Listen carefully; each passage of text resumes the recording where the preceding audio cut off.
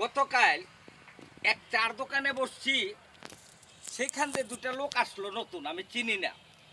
এক লোক আর এক লোককে জিজ্ঞাসা করে যে তোর আব্বার খবর কি, মেডিকেলে কি অবস্থায় আছে।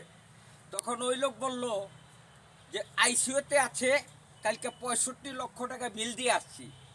তখন আমার ব্রেনে বাজলো, হে আল্লাহ, আইসিইউতে 65 লক্ষ টাকা বিল দিল কয়দিনের? আর তুমি জন্মের পর থেকে এই পর্যন্ত যে আমাদের যে অক্সিজেন দিতেছ, সেইটার বিল যদি চাইতা, যদি 1 টাকা কইরাও দেওয়া লাগতো, তাইলে এই পৃথিবীতে মানুষ অক্সিজেন বিল দিয়ে আর বাইচা থাকতো না, বাড়ি গাড়ি অট্টেকে লেখা করতে পারতো না। আল্লাহ, তুমি যে সব কিছু করো, হে মানব সন্তান, একবার চিন্তা করো অক্সিজেন দিয়া। তোমরা চিন্তা করো আল্লাহ খাওয়ায় না, আমি চাকরি কইরা খাই। তোমরা চিন্তা করো আমি কারবার কইরা খাই। সব ভুল।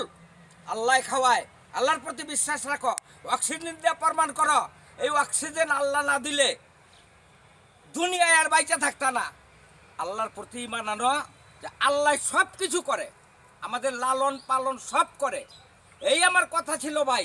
আল্লাহর প্রতি বিশ্বাস রাখো। আসসালামু আলাইকুম।